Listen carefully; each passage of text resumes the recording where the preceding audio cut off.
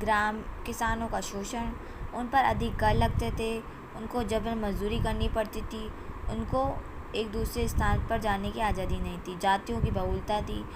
5वां, उत्तर गुप्त काल की और अनुसूचित समाज के भीतर स्थिति गणता, वर्ण संकरण और जातियों का अति मिश्रण उद्भव पूर्व गुप्त काल में हुआ था। इस गुप्त काल में नालंदा विश्वविद्यालय की भी स्थापना हुई थी। ये वेरी इंपॉर्टेंट क्वेश्चन है, ये हमारी यूजीसी नेट में भी आ सकता है।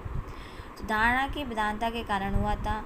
और एक और बात, यूजीसी नेट में हमारा एक वेरी इंपॉर्टेंट क्वेश्चन ये आ सकता है कि गुप्त काल में नालंदा विश्वविद्यालय 5वीं शताब्दी में स्थापना हुई थी इसकी।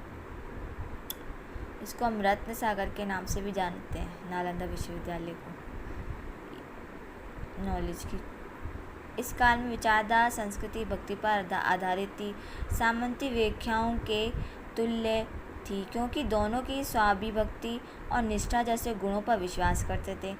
और इसमें यह भी बता रहे हैं कि केंद्र के अधिकार तंत्र थे, जो केंद्र के अधिकार थे वो राजाओं के पास होते थे। केंद्र के अधिकार जैसे हमारी चौथी हेडिंग 5वीं हेडिंग आती है उनकी, मौर्य साम्राज्य कोई अखंडित सत्ता नहीं थी, इसके विशेष राजनीतिक आयामों विभिन्न प्रकार के सांस्कृतिक सूत्रों से निर्मित थी। अब हम पढ़ते हैं कि प्रारंभिक मध्यकाल में राज्य की संरचना के विभिन्न कारकों का योगदान। कारकों मतलब किन किन राजाओं में जैसे क्षेत्रीय किन किन लोगों का योगदान था, ये भी तो पढ़ना है।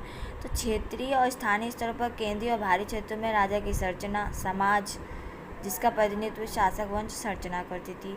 और दूसरा पॉइंट रहता है कबीलों का किसान में रूपांतरण। जो कबीले थे, तो कबीले पहले आदि मानव कबीले, वो लोग पहले कबीले बनाते थे, कबीलों से वो धीरे धीरे खेती करने लगे, खेती के बाद वो किसान बने, पहले एकदम से कोई किसान नहीं बन गया। तो कबीलों का किसानों में रूपांतरण हुआ। इतिहासकारों का कहना है कि प्रारंभिक जो मध्यकाल में व्यापार और वाणिज्य में कमी होने के साथ कृषि और पशुपालन पर निर्भर वेश्यों की स्थिति, जो व्यापारियों की स्थिति कमज़ोर हो गई। ऐतिहासिक काल में शूद्रों ने दास श्रमिकों के रूप में काम किया, जो शूद्र थे, जो दासों के रूप में उन्होंने काम किया। और उस दौरान शूद्र वर्ण में आदिम कबीले विदेशी जातियों वर्गों का उत्थान हुआ। खेती करने वाली वर्ग अब कबीले थे और राजस्व अदा करने वाले किसानों में बदल गए। हमारी तीसरी हेडिंग आती है वैचारिक धरातल पर विभिन्न सिद्धांतों, अनुष्ठानों पर, रीति रिवाजों पर। मैंने आपको पिछली वीडियो में ये भी बता चुकी हूँ कि जो भी धार्मिक कार्य होते थे, यज्ञ, अनुष्ठान, पूजा पाठ, मंदिर की सफाई, मंदिर का काम, वो सब ब्राह्मणों